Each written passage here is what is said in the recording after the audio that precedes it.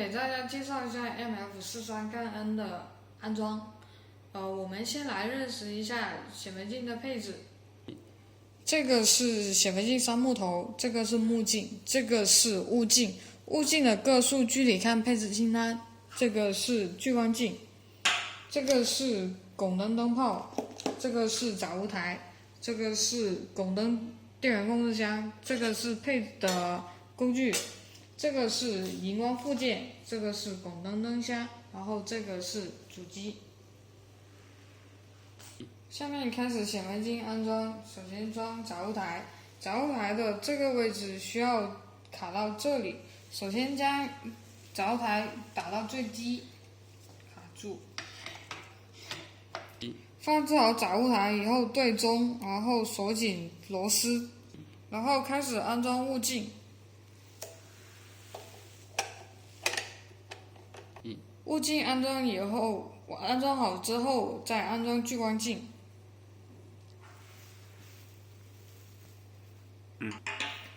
先将载物台抬高，然后将聚光镜的支架下降，锁紧螺丝。然后开始安装显微镜的上半部分，首先要把相应的防尘盖取掉。因为显微镜需要用到荧光，所以需要先将荧光附件装到主机上，锁紧荧光附件。安装好荧光附件之后，安装3木头，从侧面锁紧3木头，然后装上目镜。下面要说一下汞灯的一个安装。首先需要将汞灯的固定架取下，然后安装汞灯。需要注意的一点就是不要拿手触摸汞灯灯泡的中间位置，取汞灯的时候只需要手拿侧边就可以了。汞灯灯泡上下两头一边大一边小，小头需要固定在灯泡固定架的固定位，然后锁紧小头，之后再锁紧大头。汞灯灯泡锁紧之后，将固定件放回灯箱。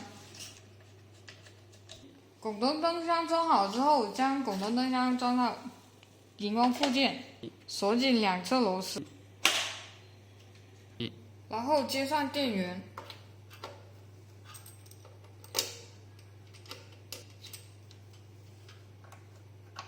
这样子 MF43 的安装就完成了。下面来说明一下显微镜的光路调试。首先说一下明场的调试。首先需要把显微镜的开关打开，然后打开光源，将显微镜的市场光囊打到最小，然后孔径光囊也打到最小。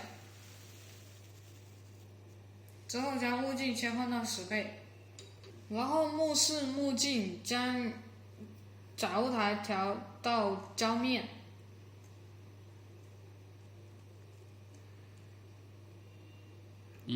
我们在镜下可以看到一个明显的多边形，如果多边形不在视野的正中心的话，需要调节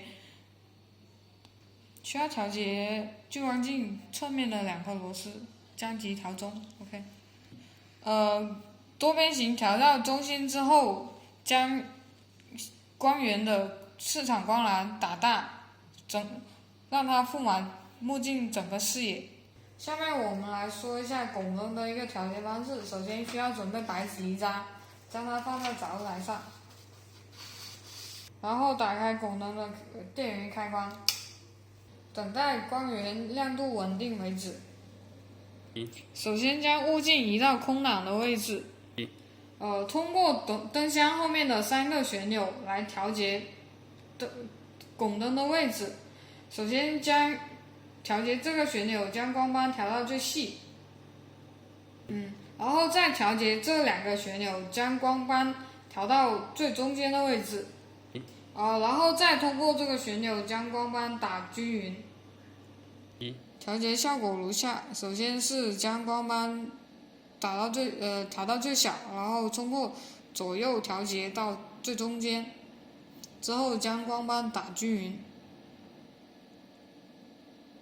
以上显微镜就能正常使用。